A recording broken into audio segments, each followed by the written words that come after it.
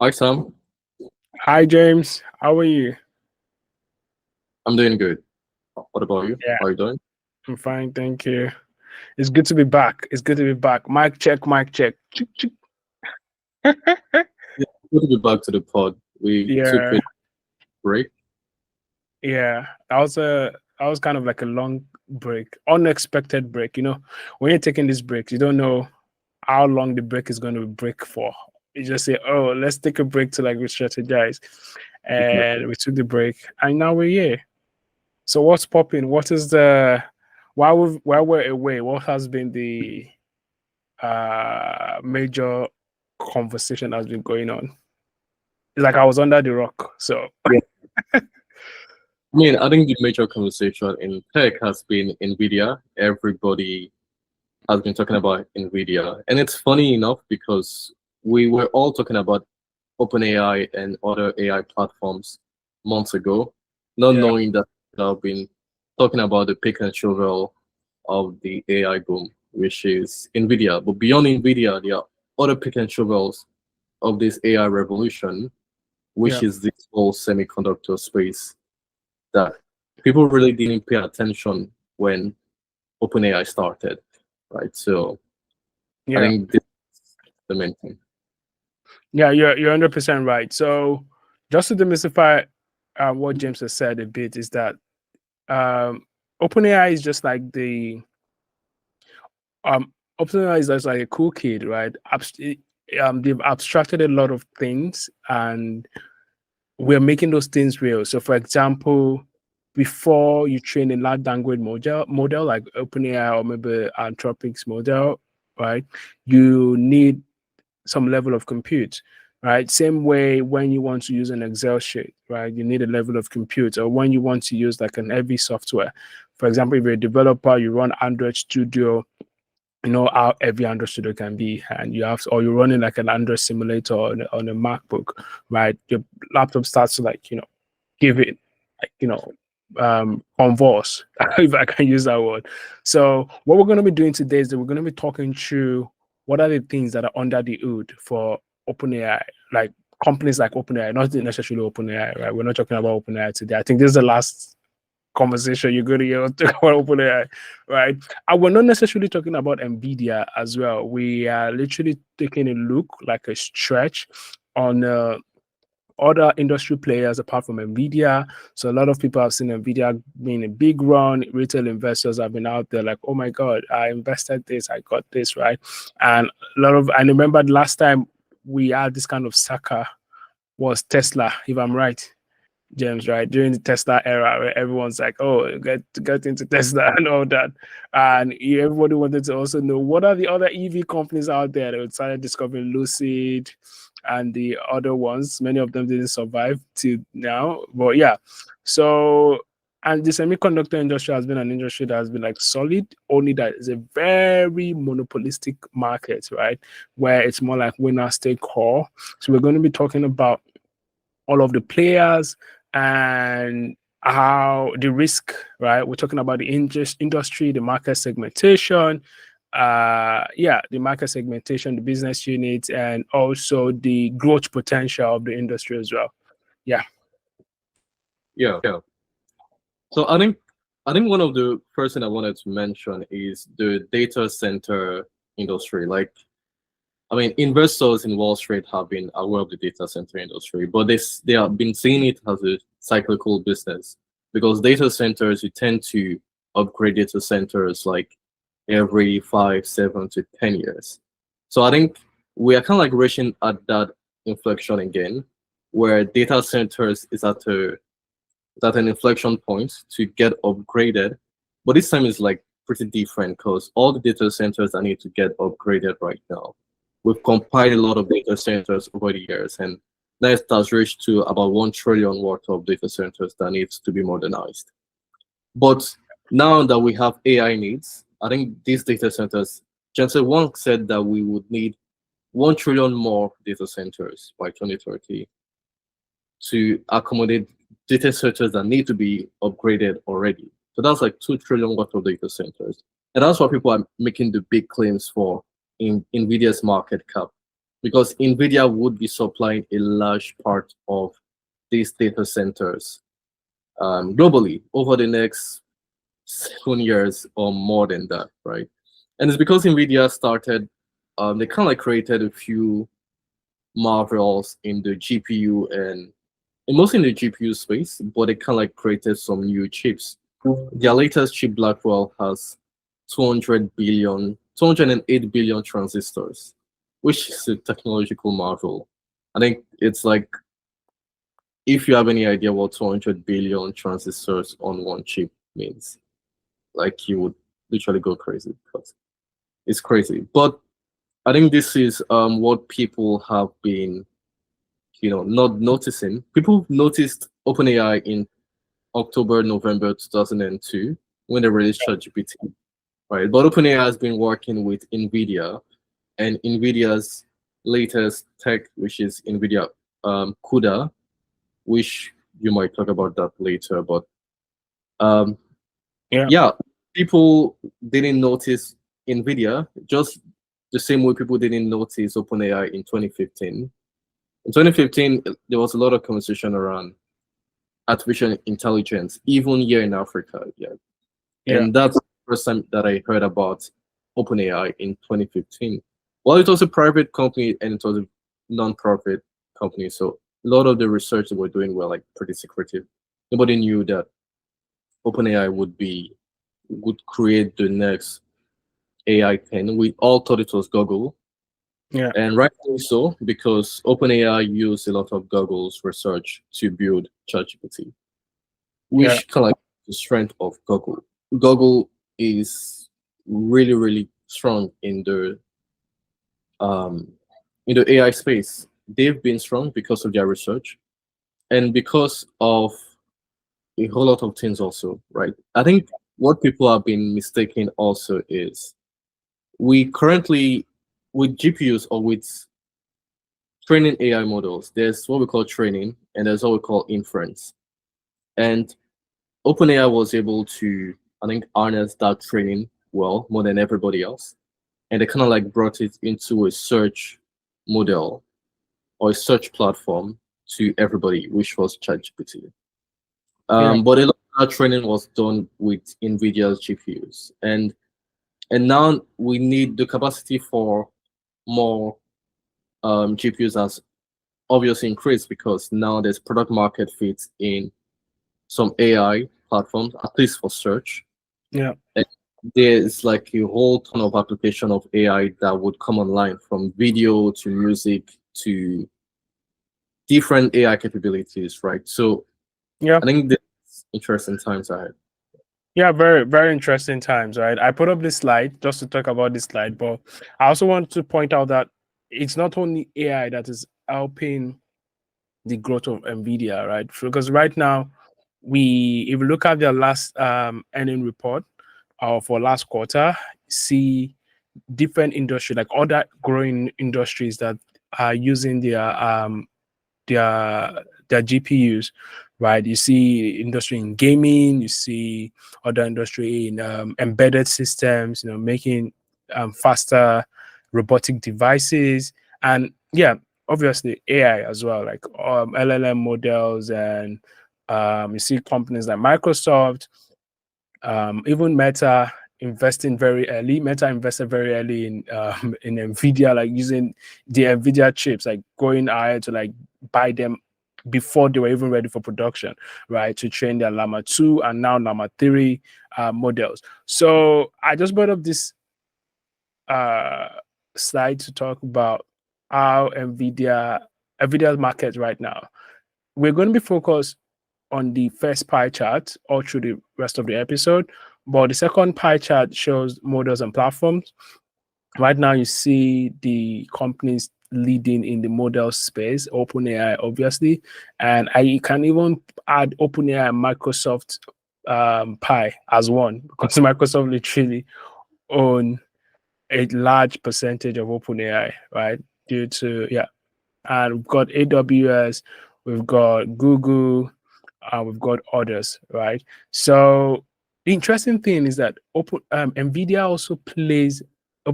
plays in all of this spaces as well. They don't only play in the data center GPU space, they also play in uh, hardware coding or hardware programming.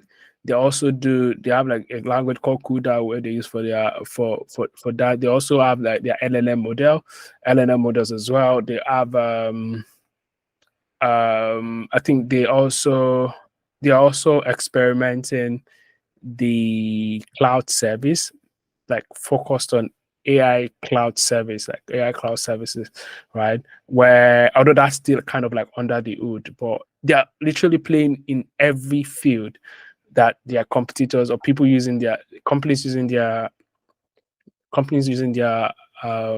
chips play. So it's really interesting to see them focus on that. But let's take a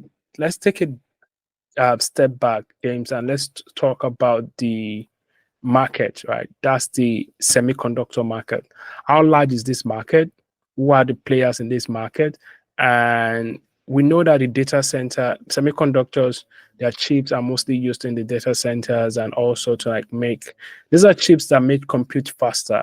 And everybody wants faster compute. So, for example, if you're running an inference, let's say you are running a so a friend of mine runs this company where they analyze videos and their AI uses like a computer vision to analyze what is happening in the video, right? So and he compared using CPU on cloud services and compared it with using a GPU, right? On CPU, you can run one inference for 3 days.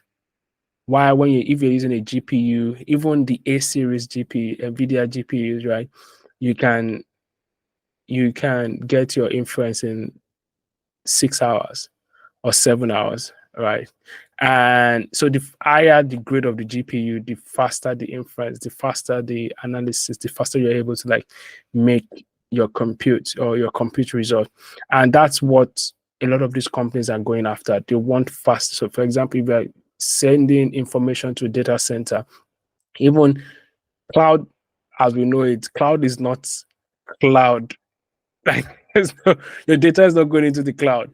Cloud is literally that your data is going to a data center, only that they've found a way to like make compute more efficient and they've designed a UI around making compute more efficient. So they're able to like, compartmentalize compute and give you your like compute and data storage space based off based off the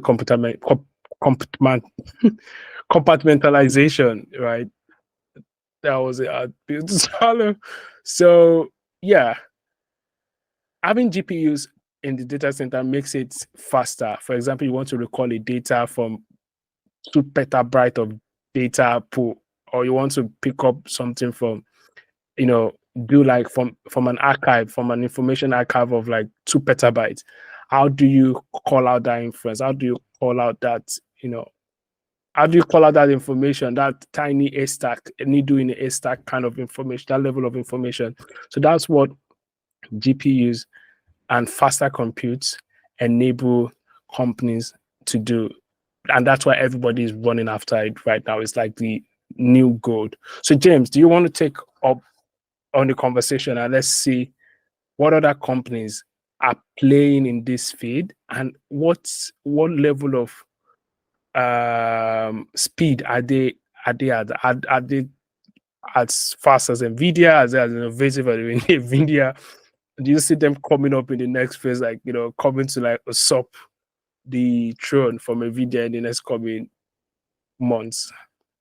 So there's this popular saying in the tech world that says your margin is my opportunity, which translates to when there's a big market and you have most of that big market's high, a lot of people will want to compete into that space. So I think we would see that. But before talking about that, I want to mention something that you've been mentioning. You've been mentioning inference. So in artificial intelligence, there's basically two things for now. There's training and there's inference.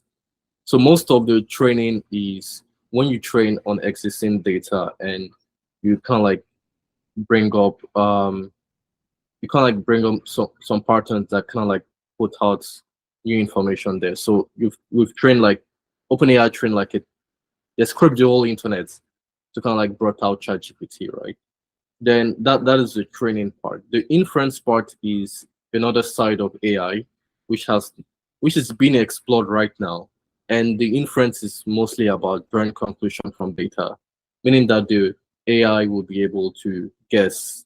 And this is the place this is actually the next step we would need to go to have AI to be more intelligent, because now the AI doesn't know anything about you. So the AI needs to have memory on you and data on you. So, and that's why inference is very important for the next step of AI. And that brings me to the players that would play in the whole semiconductor space and the whole AI space for not just inference, but for other things, right? But like I said, for inference, we would need data, and data on you means that we will need memory on you. And that memory would be great if OpenAI would integrate into your smartphone. And that's why I think the partnership they have with Apple that they will soon announce, I think in their next developers conference, is very game changing for Apple itself, because Apple would be a huge player in the AI space, even when they've been lagging behind, because others have been pouring billions of dollars of investments into developing AI platforms for not just for training, for inference, and for buying GPUs. Right? Meta announced that they will be buying $25 billion worth of NVIDIA Blackwell or GPUs this year. Amazon said they'll be spending $65 billion, and this just these two companies, right? So the couple of companies and other big tech companies that can even that will be spending a lot of their capex right now on data centers upgrade. And this is actually why I kind of like think AI startups don't really stand a chance in what big tech is trying to do. Yeah. They stand a chance in using that API body of data to build upon it, different other type of AI applications. But they don't stand a chance to spend 25 billion. There's nobody in the private market that would give you 25 to 30 billion to buy GPUs, NVIDIA GPUs as a startup. So right now, like I said, Apple will be a game changer, because Apple has already data on you and information on you, because there's a memory on your phone or on your laptop about you, from your notes to the music you listen, to your Google Maps, to your search, your Safari search, and every other things. So that leads to have more memory in your next smartphone. Your next smartphone would need you to have minimum of probably 500 gig to a terabyte minimum, Mm. right? That means the next player that will see a lot of upside in this whole semiconductor space will be Micron, because Micron supply memory to literally everybody. They don't they have there are basically three people that supply memory.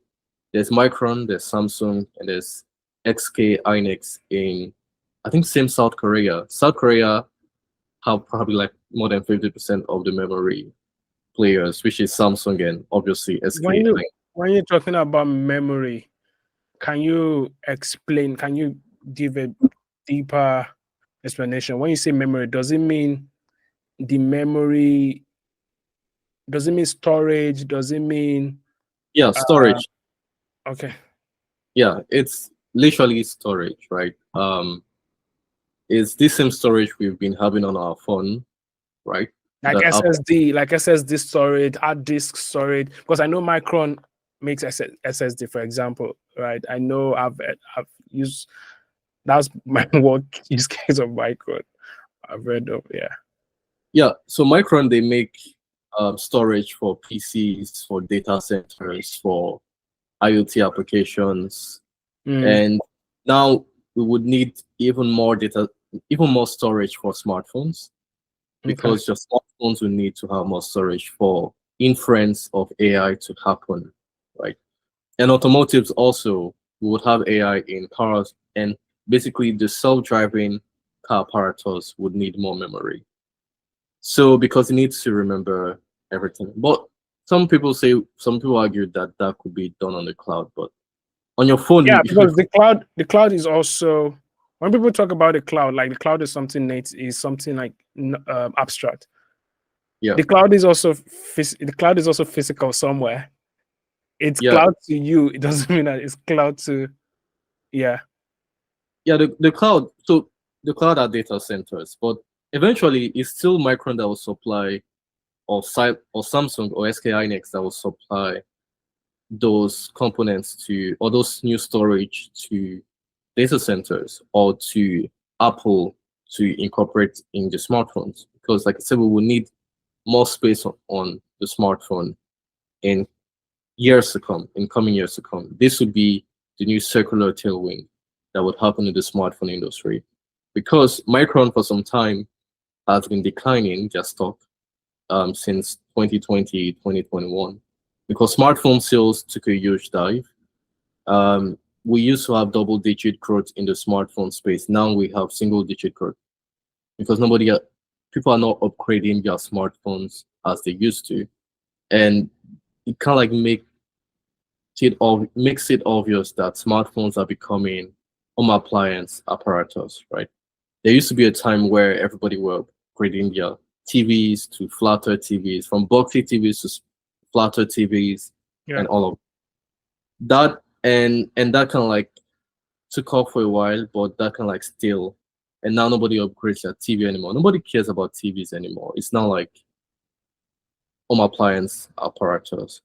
The smartphone is slowly going to that space, but I mean, with new AI capabilities, we would we'll probably start having digit growth in smartphone sales again, and thanks to AI for that, because Micron, and not just Micron, right? Because Micron is just a manifestation of, or Micron sales is a manifestation of other smartphone like Apple and Samsung and other Android phone. The So manifest- if so sorry to cut you. If I get you correctly, what you're saying is that um because I have an argument against what you're saying in terms of a lot of mobile companies are already shifting towards the cloud. For example, on Apple would intentionally not, they've capped their space to 256 gig, right? Even on all of their phones in the last 3 4 years, right? All of their newest editions of the iPhones, right? 256 gig. And if you use past that number, it means that you have to go to iCloud, right? Everyone goes to the iCloud. So the same thing with maybe Android, Samsung has their own cloud. And what other big market player do we have in mobile? I don't know, maybe Hawaii or Xiaomi, or let's say Google Pixels. Like Google Pixel, for example, you also have to use Google Drive or maybe a Google Photo. So, uh, what I'm saying is that mobile phone companies or mobile OS are already designing cloud into their system. But we know that cloud is different from RAM, right? Cloud is different from compute. Cloud doesn't work with compute. Like for example, you can't put your computer on the cloud. You can't put the compute of your hardware on the cloud. The hardware has to be connected to a RAM or like a central processing unit, right? And it has to be smart, and the central processing unit has to have like a level of memory. So what you're predicting is that the um because what you're predicting is that because AI is going to require more compute, and more compute doesn't mean more bigger size, right? Compute, chips are getting smaller and smaller by the day, right? So it means that because it requires more compute, so it means it's going to require more memory, and Micron is going to as a place to play here because they're already in that space and they can, yeah, get into MRAM. I could mention like solid state drives in the mobile phones. yeah. So basically, you're right. Um, Well, I just think that it would be a good strategy for Apple and the others if they want double-digit growth to return to the smartphone sales to make you have a reason to upgrade your smartphone because space won't be enough if you want your smartphone to be smart, to be AI smart, right? I think yeah, there's I mean iPhones is like you can have there's like a 1 terabyte um iPhone. I think there's like 200 and something, some 200 and something, then 500 gig, then 1 terabyte.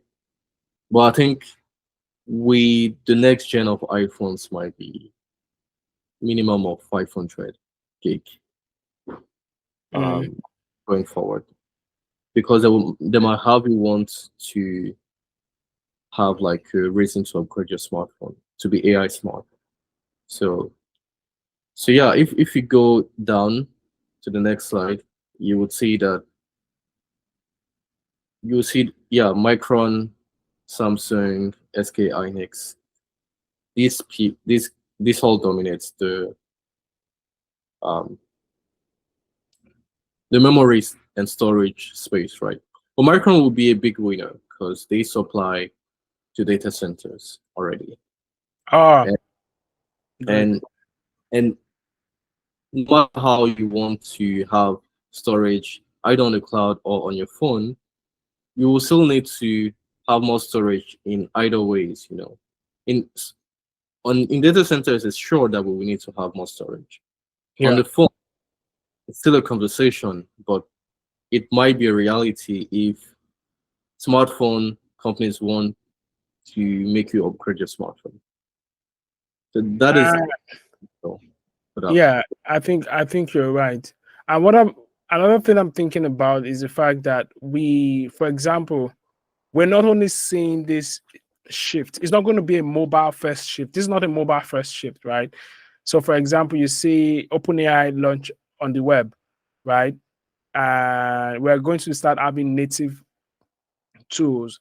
For example, earlier I mentioned about embedded systems. We talk about cars, right? Tesla also being in this space of trying to manufacture their own chips, also working with Nvidia to get more chips for their cars.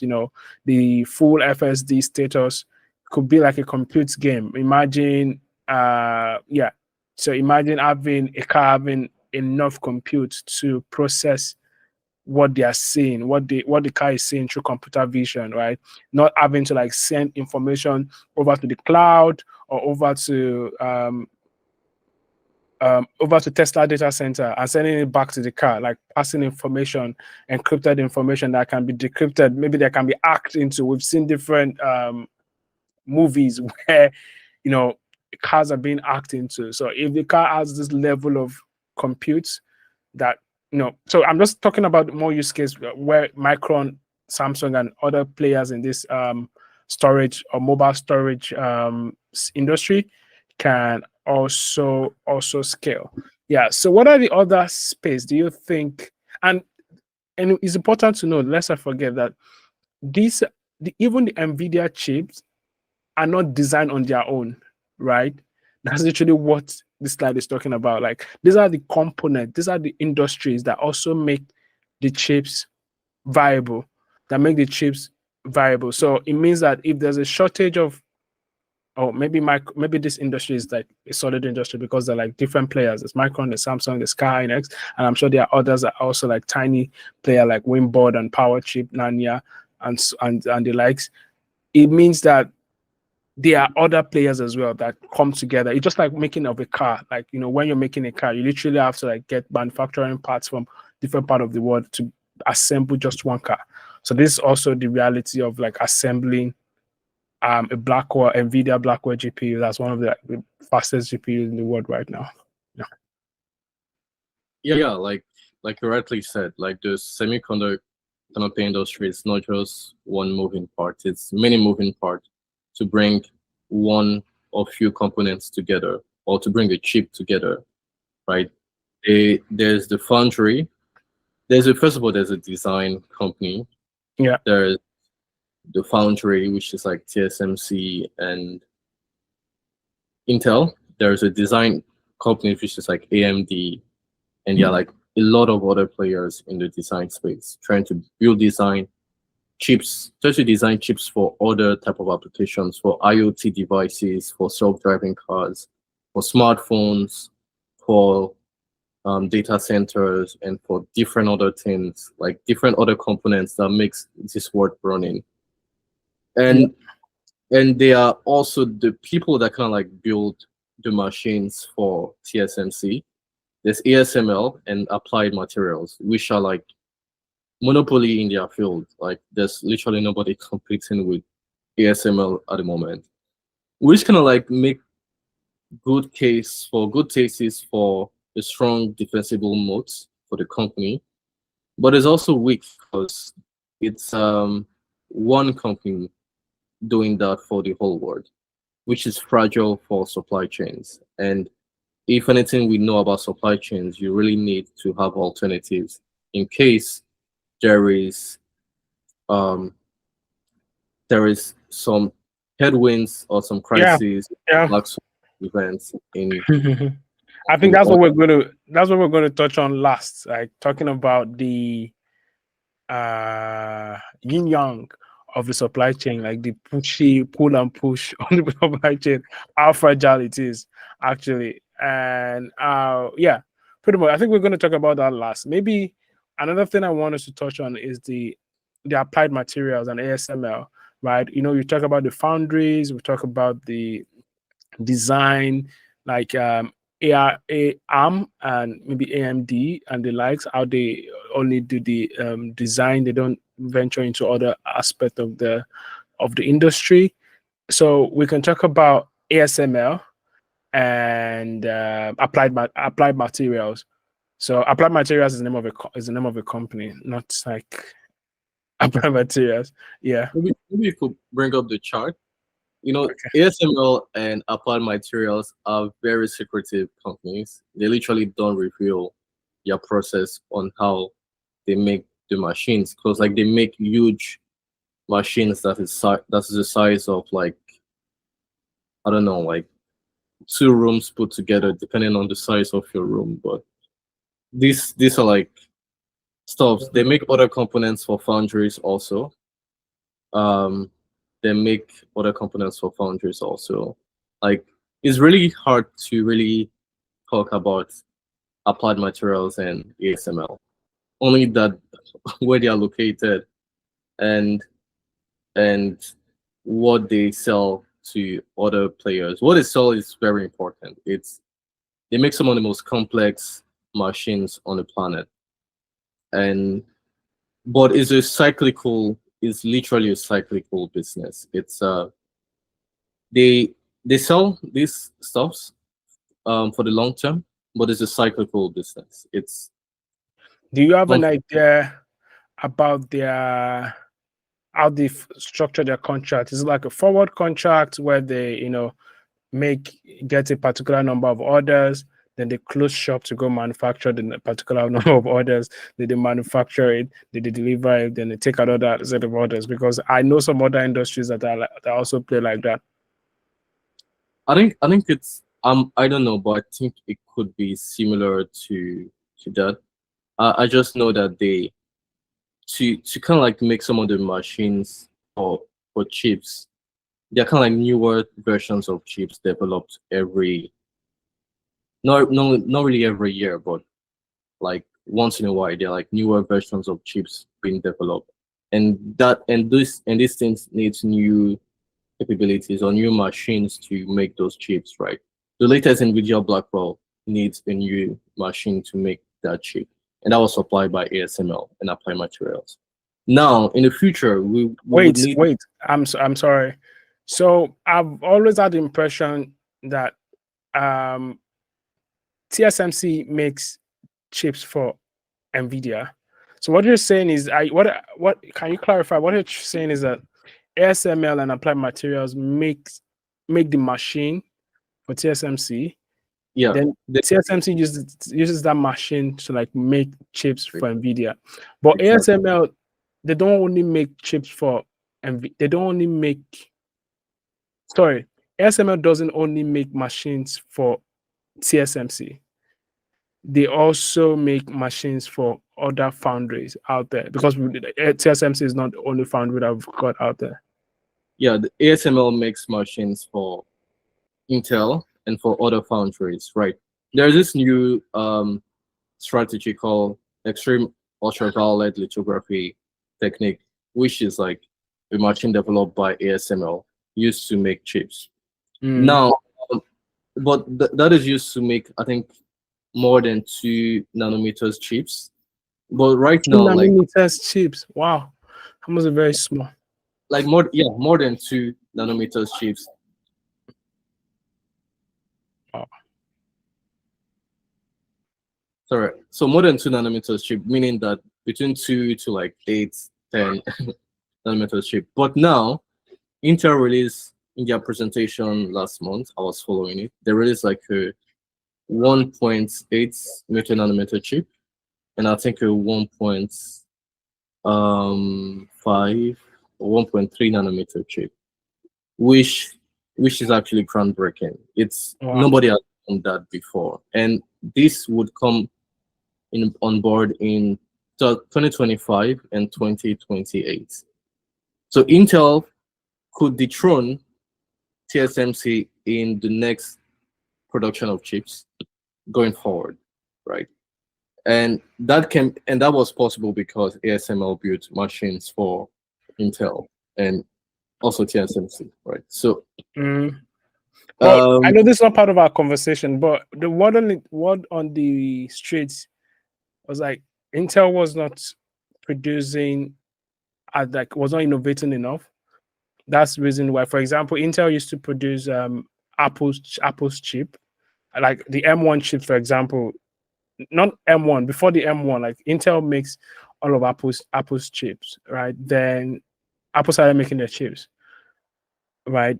And there are other companies, other Silicon Valley companies as well, that no longer, that manufacturing, that no longer, use Intel as they make their chips offshore. They design their chips and make their chips offshore. So you saying that Intel made like a groundbreaking chip, something that is very interesting. yeah, Mr. I'm very bullish on Intel right now. I've never been bullish on Intel ever for the past maybe, I don't know, like 5 years, because like you said, Apple stopped using Intel's chip. They started making their own in-house chips, right? And Intel stock hasn't even recovered since the dot-com bubble. That is like 24 years ago since Intel has not recovered in their stock price, right? Which is really bad. Imagine the stock trailing for 24 years without break even. It's very bad. So they needed a strategy, especially with that disappointment of Apple dropping them. I used to love Intel using their CPUs in computers and laptops in the early 2000s, right? You wanted to have Intel and AMD instead of NVIDIA on your laptop, right? So now, like, tables have turned, it's now NVIDIA you want. Yeah. Because NVIDIA, at the point, they used to have like very tough, like very, how is it called, like overeating on laptops. So it wasn't Yeah. good laptops, right? Intel right now, what they are doing, it's crazy. Like they are they are breaking the laws of physics because of less than 2 nanometers. I mean, less than 2 nanometers chips that they will be bringing on board in like next year, actually 2025. That's next year, and 2028 is around the corner also, right? So people will be back to Intel again. That is my bet. Now, the other thing for Intel that I wanted to point out is blockchain technology. No, not blockchain. Sorry. Um, how is it called? AI. No, it's not AI. This Mining. there's no mining. So I kind of like forgot the word just now. We can continue talking about other things Okay. while Because Intel is not really, how significant Intel is. Intel is not even on this presentation. that's how we like So quantum computing. So I remember. Yeah, Oh, quantum. quantum computing. So in the quantum computing space, there's Intel, there's IBM, and there's Google for now, right? And with quantum computing, you could actually now you have 200 billion transistors in a chip. With quantum computing, you could put times 10 of that in a chip, which is crazy. It means chips will get even smaller than the Mm, heart probably could see. Maybe not, but it could be as very small as possible, and it could have a trillion transistors or billions of billions, hundreds of billions of transistors in a chip compared to what we have today, right? And that will only be possible with quantum computing. And a lot of people are not talking about quantum computing the same way nobody was talking about OpenAI in 2015. Chamath Palihapitiya was in a conference in 2018 or 2017 at Sun, where he was talking about training and inference, and he mentioned particularly NVIDIA. And he mentioned a company that he backed called Grok also, which is doing more of like inference, and they could be the leader in inference going forward. But he spoke at that conference about training and inference and NVIDIA, and nobody bought into what he talked about. But he literally predicted what we are talking today and what everybody's talking today, which is OpenAI, which is ChatGPT, which is inference going forward, right? Nobody was talking about that. He spoke at that conference. People were laughing at him in 2018. Today, people are not talking about quantum computing the same way also. If you talk about quantum computing today, you'll be laughed at. And that's why I'm kind of like bullish on Intel. I'm bullish on Google because Google also is developing quantum computing. And yeah, IBM Okay, so thank you for that, James. I think we've diverted from what we're about to supposed to talk about. We're not talking about Intel, but I don't want us to miss a point here, and that's to talk to the concentration of the foundries, or concentration of the foundries. Those are the companies manufacturing the chips, right? For the rest of for Nvidia, for the likes of Nvidia and others, right? Intel also has a foundry, right? But they're not as big as these guys in terms of market share, right? So we've got TSMC, we've got Samsung, we've got UMC, we've got Global Foundries, we've got SMIC, we've got others. You see, these three companies are in Taiwan. This is the Taiwan Strait, and this is like the South China Sea. And we've got others based in South Korea right here, right? And we see the concentration almost like 90%.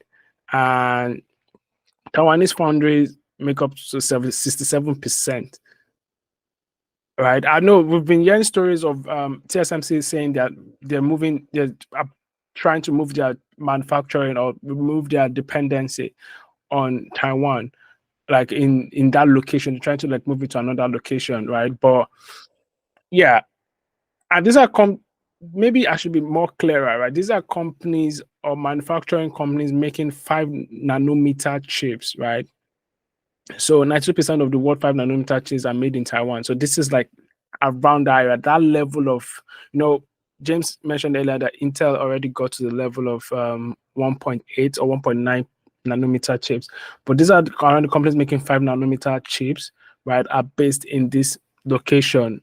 You can see it's a very small location, susceptible to a lot of things. For example, if there's a regional war, we've been hearing stories for the past, I think, since I became an adult. I've been hearing that, oh, China is going to invade Taiwan. China is going to invade Taiwan. I've been hearing that. But the threat is becoming real day after day, right? We've seen how the US has been. I wanted us to talk about the geopolitical risk at the end of the podcast, right? But yeah. it's also important to note, just to know that anything can dislodge a minor or a regional war, can dislodge the pace at which we're going right now in this space. James, do you have anything to add before we go to talk to the other players in the semiconductor field as well?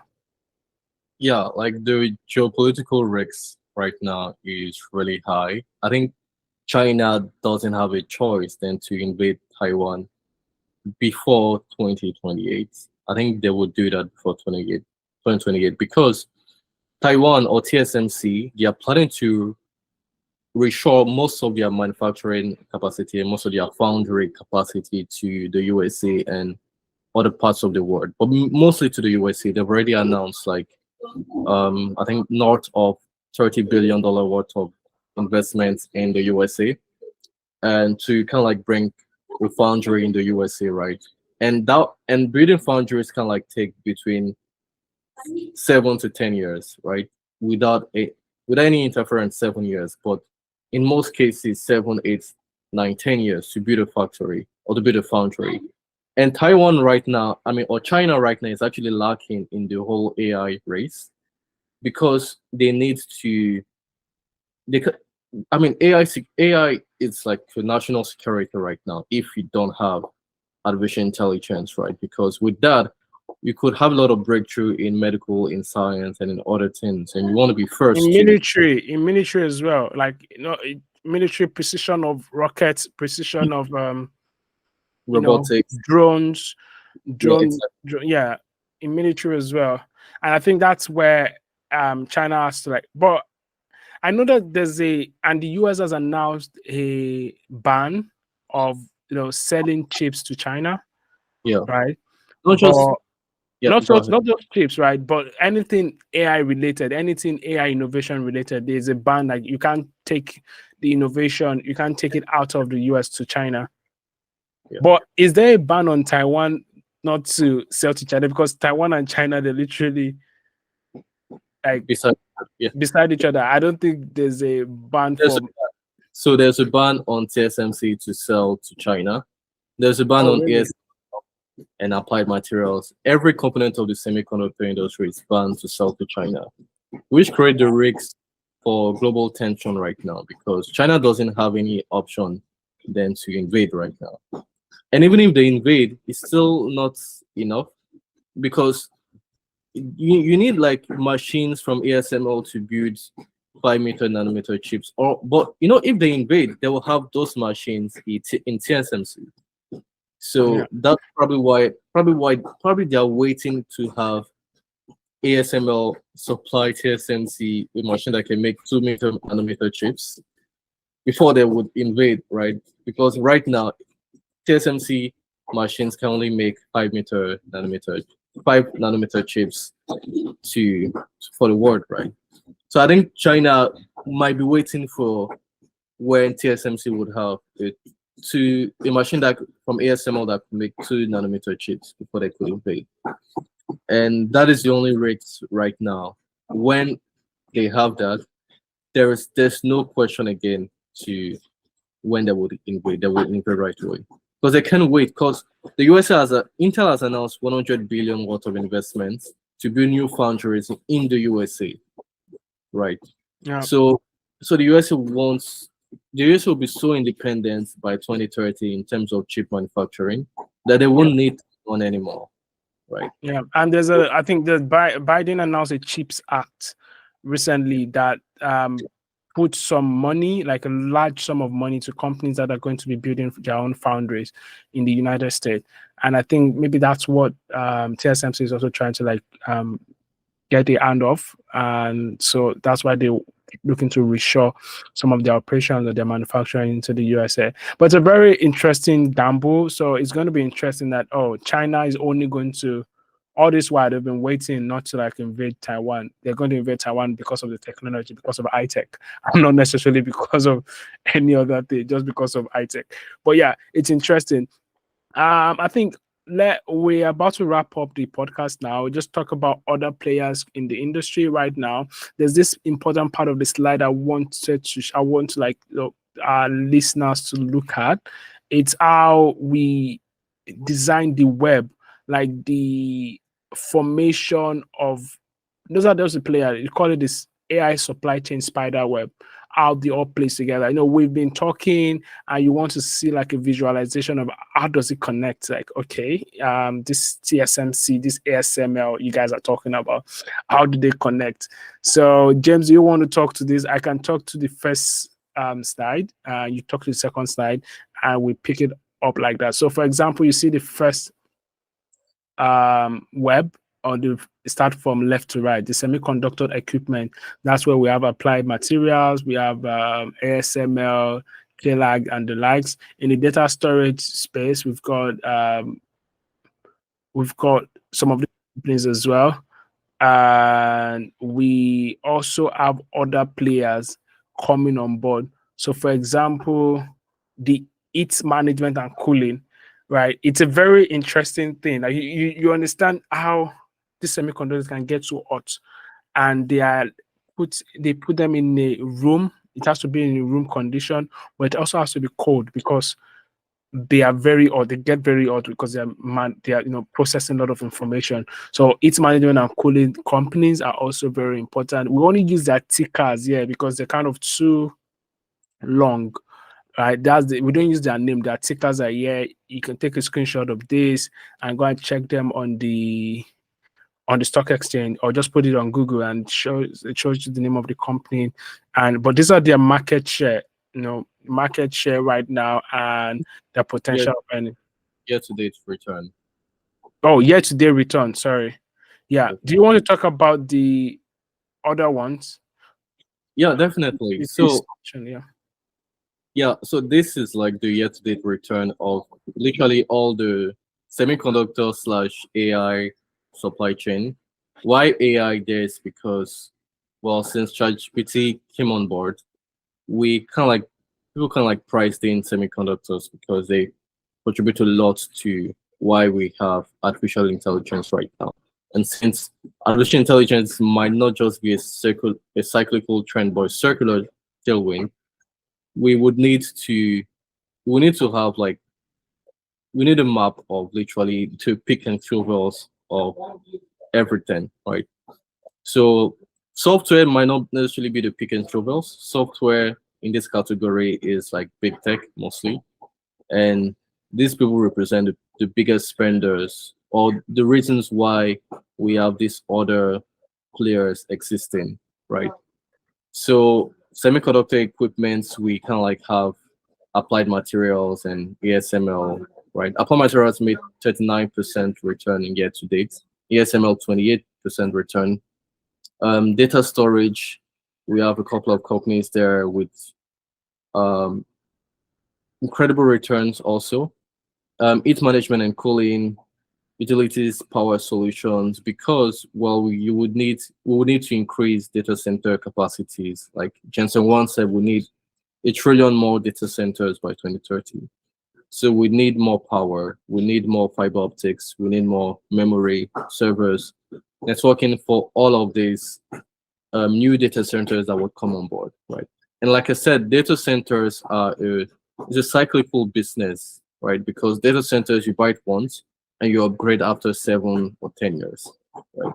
And this is at the inflection point of upgrade right now. So that's why it's kind of like that's why most of these companies are kind of like having a lot of returns again since last year, compared their returns from last year to this year. They're having a lot of returns again because this is a season for data centers to be upgraded, and that's a time where AI is coming on board to cause even data centers to be upgraded even more, right? Even ×2 of the necessary upgrade that we would usually have, right? So this is why we put these charts together to kind of like show the supply chain spider web of the semiconductor industry, and how AI kind of like affected these gains to come on board, literally. Yeah. So, yeah. And we also said what we've spoken about before, the memory. I don't know, we've not spoken about the servers, but you see memory, server companies, networking companies, electrical component. There are also some private companies that are also playing very well in this space, but because they're a private company, you're not able to track their year-to-date gains. For example, yeah, I can't find some other companies here. For example, even utilities and power, we've got like Schneider Electric and some other names as well. So it's still, these are like open to, I think what I'm trying to say is that it's best to take them at their headline level. So you can go look for memory companies, go research on memory companies, research about them, look at how well they're doing, look at their earning potential. Server companies, a lot of server companies out there, right? No, apart from Dell and SMCI, look for the server companies. These are server companies that build the server racks and the server infrastructure for many of the cloud services or cloud providers that you see out there. Networking companies as well, and electrical components and the likes. Yeah. So pretty much that's why I think that it's important to like call this slide out. And maybe we can just do like a rush through to talk about some of the other companies that we miss that are like the other players here. And start with AMD. AMD focus on CPUs and GPUs. The competitive advantage is a Ryzen CPU, and they also have these Radeon GPUs. They're mostly for gaming. They're set up for gaming, but we've seen that even NVIDIA too was designed for gaming in the first place, right? Only that they made it faster, and we discovered that, oh, this thing that was designed for gaming can also be used for, AI and other things, right? Other use cases. It made it like very general use case, and everyone started like, oh, let's start designing for them. So AMD strategic use of external foundries like TSMC as well, for manufacturing, to allow them to like quickly go to market. So instead of them trying to build their own process from scratch, go to TSMC design, go to TSMC manufacture, and do it. Do you want to talk about Yeah, actually design and license their designs to AMD, to NVIDIA, to other players also, right?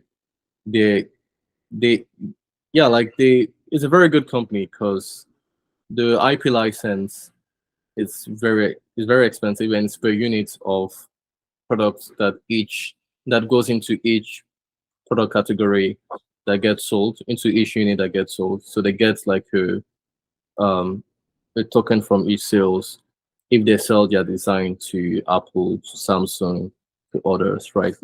And it's an interesting company because we're entering a territory where design of chips is very valuable, especially in an age where right now it's now possible to have more than 200 billion transistors in a chip. So now there are chips, there are new chips. We will need new chips for IoT, Internet of Things, for self-driving cars, and for other things that probably we don't even have idea of right now. And that's why ARM is really interesting because it's a very asset-light business. They don't make any um, manufacturing components and all of that, right? So it's a very asset-light business. Um, yeah. So Yeah, yeah. And interesting thing about is the recent IPO, and I know there's a lock-in period, but is like owned by SoftBank, and they'll definitely try to be, exit. Maybe they try to exit the business little by little before they, yeah. it's sad for SoftBank though, because at the point they own about a huge stake in Nvidia in 2019, and I think they Yeah. sold around that period for $4 billion. That stake could have been worth more than $200 billion today, right? That would Yeah. have been one of the incredible returns ever. But they sold early, and I kind of like feel they might do that for because they have a good nose to pick good companies. Nvidia is a good And company. bad companies too. Yeah. Yes, and bad companies too. Like, what if they could have done is sell the bad companies and keep the good companies no matter what, right? But Yeah. Yeah, what but in you? we'll never know. Yeah, so I think the other ones are like eye pinch metrics. I don't know a lot about this because it's an RFID technology solutions. P price to earning ratios are it's good, and they have like 15% revenue growth. It's like a very growing company, and I don't think we have time to talk about this right now. But Wait, James, you want to talk about Marvel? Yeah. yeah. So Marvel focuses on, um, I mean, like data infrastructure, data storage, and mostly that, right? So, for example, Intel sells servers, and Marvel kind of like supply some of Intel's um, server infrastructure and all of that. So, yeah, there are kind of like a lot of companies also in this category, like a lot of companies. I don't know if you really want us to talk about every one of these No, we companies. don't have time to talk about every one of them, but I just walk them through. So we're going to make this slide available via on um, the show notes, right? So please, it's an intellectual property, right? So it's all right reserved, but it's just for our listeners to go ahead to go make some more research on these companies. These are some companies where we've highlighted in this space. This is not a financial advice at all, right?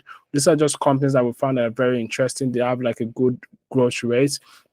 I would believe that these companies can do some good numbers, and these are things that it's good to pick them early, or it's good to like check them early, watch on them, like see what they're doing, understand what they're doing. It gives you a better understanding of what the market is like. It gives you a better understanding of the trajectory artificial AI or artificial intelligence is going. You know that, oh, artificial intelligence doesn't just exist in a bubble. It doesn't just exist on its own. There are a lot of companies that are playing around, to make it possible, to make the inference faster, to make artificial intelligence faster, to make it a thing. So if any pace of growth, so the faster, what was I going to say? Like the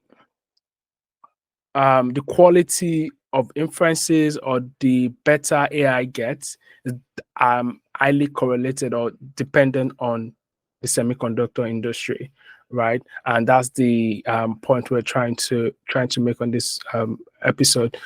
James, do you have any addition to add? Yeah, so I just want to say that we put a lot of work into this research, and we kind of like make it available also because we don't want people to be left out of this conversation, because people are trying to really know what is behind the whole infrastructure of semiconductors, like how does these things work, right? And we kind of created that slide to make it as easy as possible for everybody to understand, and because for people to actually know the potentials in it, if you can really build in the semiconductor space, at least you could spend some of your dollars to invest in that space and take some of the upsides too for what the future holds. Because right, we have public market that are available for retail investors to invest and to take some of the upside of this whole boom and revolution. In the past years, only sophisticated investors were able to take the upside of most technological revolution, right? But right now we have the opportunity to invest, but it's just about knowing what to invest. Like I said, Chamat in 2018 was talking about NVIDIA inference and training. People laughed at him because they were full of economists and business people in that room. But eventually, these economists had to learn about inference and training because of ChatGPT release and this whole AI boom. So it's the same thing for other industries, right? That are at different inflection and different trends coming. We saw AI from the miles away since 2015, right? I think it's the same thing right now. We are seeing the other industries and other trends that we are seeing from miles away that we would eventually talk about. So just stick around to the Yeah. podcast coming. Yeah, thank you very much, James. And on the final note, what I was going to say is that this is a series right now. So we're doing a series on the AI value chain. So we're going to be talking about different um, different transition or different process or process point of AI. So if you've listened on this episode earlier, we talked about models and platforms. We're also going to be talking about that in in this series. This episode is on semiconductors. We're going to be talking about other players, and maybe eventually we get to the startups that are making names and talk about them as well, right? So just for um, people or our listeners to understand it better. And yeah, how can you help us? How can you know, pay us back? You pay us back by sharing this episode and share it with your friends, talking about it, subscribing to our platform, subscribing to YouTube, Spotify, Apple Podcast, and wherever you're listening to this episode. Just I'm encourage you to share and subscribe, and also give us feedback. We're very early, so give us feedback. Let us know how we're doing. What would you like to learn about? Information would you like to learn? What would you like to hear? So thank you very much for listening to us and enjoying us ramble through this episode. Yeah, bye. Yeah, thank you very much. Goodbye.